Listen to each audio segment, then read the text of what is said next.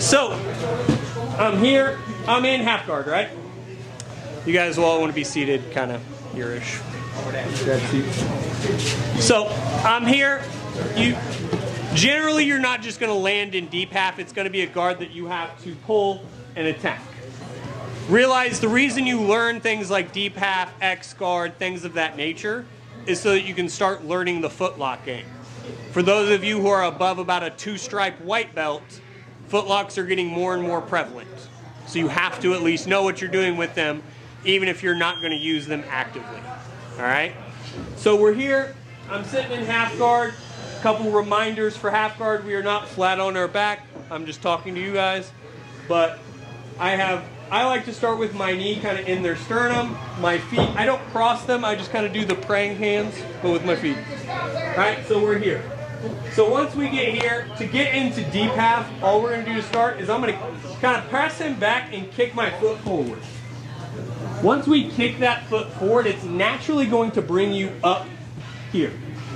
You're going to look to post your hand on the mat behind you, and I like to put my forehead right underneath his jawline here. Boom. My hand goes low to the belt. That's different than when we went to like dog fight and things when it came high to the shoulder. This time it's going to go low to the belt. All right? I'm going to post this foot to the outside. I'm going to push into him because I want him to try to base out here. I don't want him just sitting back and being relaxed. I want to try to push into him because if he doesn't respect what's happening, I'll just sit up and take top. But if I'm here, I push into him, he's going to push back. That's going to allow me to pull him. I'm not just pulling him kind of towards me and on top of me. I'm kind of pulling his hips almost like in a U shape here. Here, and I'm getting my knees above his knee. All right? My hand shoots in between his legs, comes out and grabs his hip. All right? Now, there's going to be a couple types of half guard you can land in. One where your knees are above his knee, one's where your knee is below his knee, and one which is single leg deep half. For tonight, you are always going to want to pull to where your knee is above his knees. All right? Now, when you get here, you do not want to lay flat on your back. You almost want to do that rocking type motion here. So without James, what it kind of looks like, I'm here in half guard, I sit up, get into that position. I push in, I'm pulling him here, and I get here. Once I'm here, I am never flat on my back or not in motion. It's literally just like you're rocking back and forth in a cradle. All right? So I'm here with this packet. Boom. I base him away. Boom. Pull, bring him in. Here. And I'm just rocking back and forth. This one's going to take a second to get. So we're just going to start with getting you guys into position first. Then we're going to work on kind of building from there. For those of you guys who are newer, this is a more complicated, hard to get guard. Don't worry. We're going to be here for a while. It's going to take some time to figure out, okay? Questions on this to start? What is it going to do to ensure that we end up above the knee? Well, so biggest thing is you may have to reposition yourself, one. But two, when you're pulling him, dragging your knees up. So when I'm here, as I go to pull him, I'm shooting my knees up. To come here. Does that make sense? And you can just readjust that. Yeah, you can readjust once you get there if you need to, because it'll take a few for you guys to even get a feel of this position.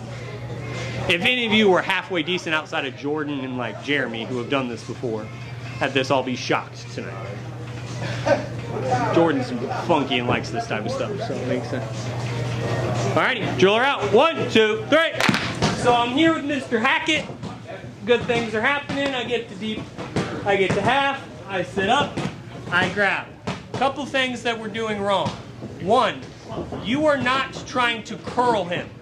For those of you who compete above 70 pounds, you do not want to try to grab this knee and curl it on top of you. When you dive for this, you need to get everything tight. So if I'm here with James, James weighs 175-ish, 80 pounds on a good day. I wish. Right? So when I come here, I'm sitting to scoop that, and I'm grabbing underneath it. I am not trying to drag him on top of it. Does that make sense? All right? Now, when we get to this position here, couple things. One, a lot of you guys are overthinking the room on not laying flat. All I need you to do is rock from one shoulder to the other. Use a little bit of your hands to get the motion started, and it'll seem pretty intuitive. All right? Too many of you guys are like, oh, I have to launch him this way, and then I have to launch him this way. Doesn't have to be all that. You just don't want him to get settled and balanced and drop all his weight on you. Because if I'm here and James drops all his weight, it starts to get really hard to move him and be effective and efficient with what we want. But if I'm constantly keeping him off balance, it's a little bit easier to sweep here. All right? Now, first one we're going to work is just called a teacup sweep. I would love to have a good example of why. I think it's because of the way you scoop this is like how a guy holds a waiting table. Heard it called a waiter sweep, heard it called a teacup sweep. I don't know. Everyone makes up a bullshit name for every move these days. Whatever you want to call it, right? So all we're gonna look to do is, I'm gonna look to rock back and forth. And as I go here, I'm gonna look to sit him forward real hard to bite him into pushing this foot back. The second I do, I'm gonna sneak this hand behind, pull his hip, and come here. Now, the goal is to trap him in this split guard. Once we're here, all I'm going to do is sneak my other hand out. Do not leave this hand in between. Bad things can start happening if you lose their legs. We're here. You're going to come up and give James a good stretch here. Because James doesn't do enough Pilates or whatever. Step pass. And take top position. Alright? So I'm here with James. Right here. Boom, I sit up. I'm under. Boom. I'm rocking back and forth, trying to get him off balance. I rock hard forward. Rock hard back. Once you've rocked him back, stretch. Step past. Control the head. Skate the head. Does that make sense? Questions on that? Charlie? Absolutely, I'll do it one more time. Let me make sure there's no other questions. Other questions on this one? Super complicated guard and super complicated sweet, Evan, and we don't have a single question. That's a great sign, isn't it? Charlie nailed it. All right. Nothing? All right, we'll do one more time, then I'll watch y'all fuck it up for 5 minutes. It'll be great. Boom, I'm here. Kick forward. Boom. Grab it. Pull him in. Get your deep half. Rock back. Come forward. Get him off balance. Scoop that ankle. Pull his hip down. Once you're there, stretch. Pass. Control the head. Skate the hand. Enoch, even though you're being gay in boxing, what can I help you with, sir? Right leg right here. What is your left leg doing as you're going underneath? And that's on the outside of the touch. At what point? While you get that leg. Oh, while I'm scooping? Yep. So, as I'm here, just make sure I'm here. You're at, what does this leg do? This leg's just using this push to get him to come into me more. Does that make sense? Other questions? Alrighty. Drill it out. 1, 2, 3. Right? I grab James. Boom. I get to deep half, right? Boom. I get here.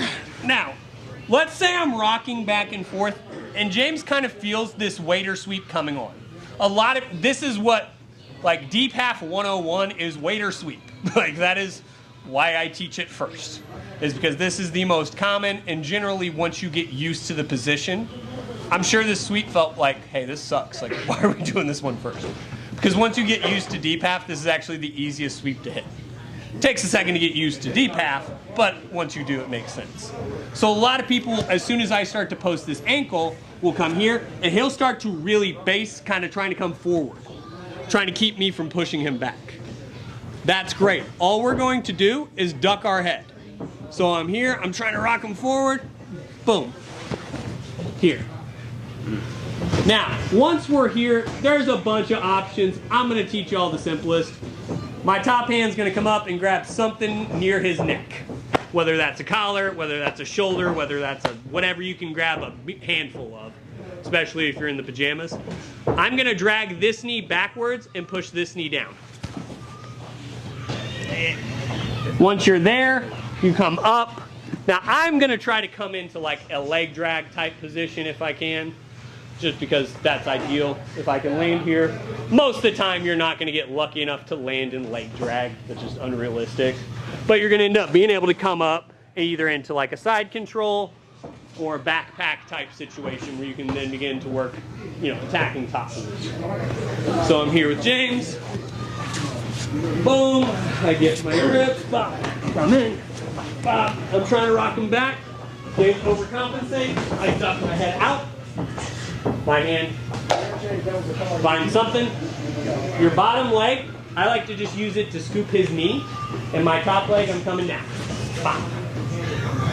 Ideal world, you can start coming up and in and attacking leg drag. Realistically, he's going to do one of two things.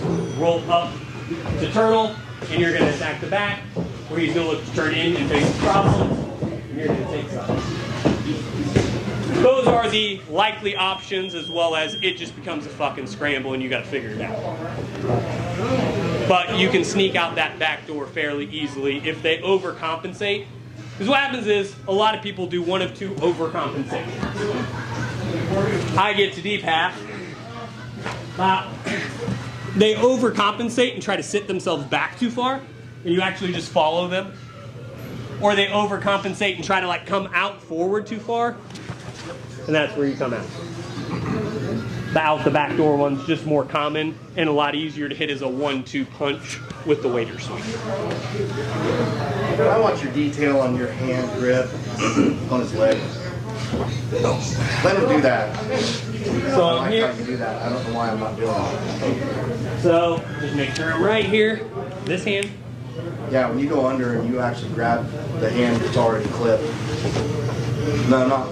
You're grabbing under your legs. This last time you did it, you grabbed under the legs. For this one or for this one? You reached up and grabbed his leg with your other hand. With this hand? Yeah. Yeah, that's if I'm going to hit that waiter sweep. So I push him back, and then once I come here, that's where I sneak that hand out, and sometimes this hand can come to the knee. Okay. Use that grip here. Is that what you're talking about? I don't know. Okay. I don't. I'll grab you here in just a second. We'll figure it out. Boom, you're here. Drag that leg out. Like I said, most of the time, if it's more of like a sport-focused person, they're going to go to turtle to not give up the side pass points. If they're smart and actually want to be good at jiu-jitsu, they'll turn and get inside because that's a better position to fight from. So, just depends. Jordan? Say it's whether I guess no gi or more sweaty, less friction, and they start escaping that trap leg and shifting their weight. Is there a world where you grab their hip, or if they have to eat like the belt instead and start going like a grab ride-ish type thing? Or I don't prefer it. Yeah.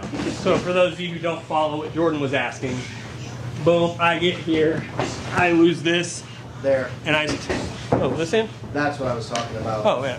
Yeah, just a simple ankle. I never think of doing it. I don't know why.